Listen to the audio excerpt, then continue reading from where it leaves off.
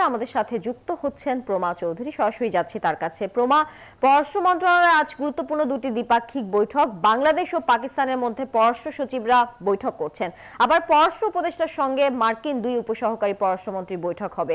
বৈঠকগুলোর বিষয়ে আমাদেরকে বিস্তারিত জানাবেন।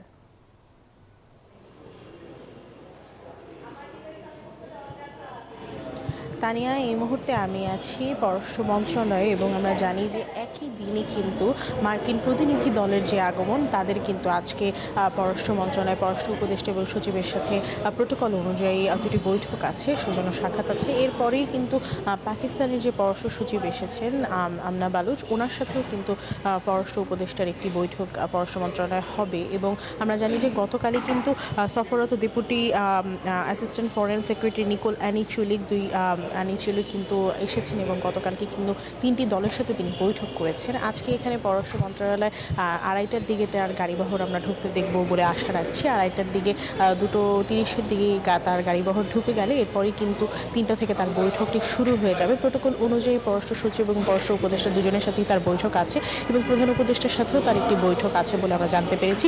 ইতিমধ্যে কিন্তু গাড়িবহর আসার খবরও আমরা পেয়েছি। আরেকটা বিষয় জানিয়ে রাখতে চাই যে আজকে কি কি বিষয় আলোচনা হবে। আজকে মূলত মিয়ানমার এবং বান্ডেল থাকলে প্রতি সেনমানিতে টাকা বাঁচবে।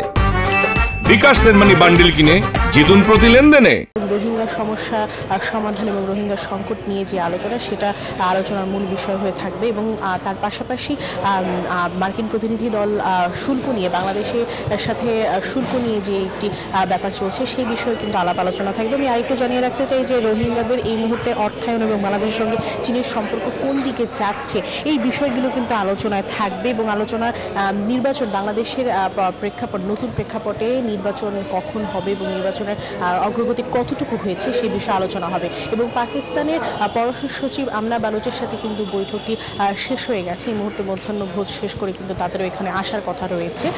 রাষ্ট্রীয় অতিথি ভবন পদ্মা থেকে পররাষ্ট্র মন্ত্রণালয়ে তারা এসে পৌঁছাবেন এবং এরপরে কিন্তু এখানেও দুটো বৈঠক হবে এবং পররাষ্ট্র উপদেষ্টার সাথে এখানে তিনি সাক্ষাৎ করবেন। এবং সেখানেও কিন্তু পাকিস্তানের সাথে বাংলাদেশের যে দ্বিপাক্ষীয় সম্পর্ক, সেই সম্পর্কের নতুন দিক নির্দেশনা বা নতুন সম্ভাবনার দিকগুলো কী কী আছে সেই বিষয়ে আলোচনা হবে। এবং ধারণা করা যাচ্ছে পর্যটকের বিষয়ে কিন্তু আলোচনা হয়েছে এবং বাণিজ্যের দিকটি এগিয়ে নেওয়ার বিষয়ে কিন্তু আলোচনা হয়েছে বলে ধারণা করা হচ্ছে।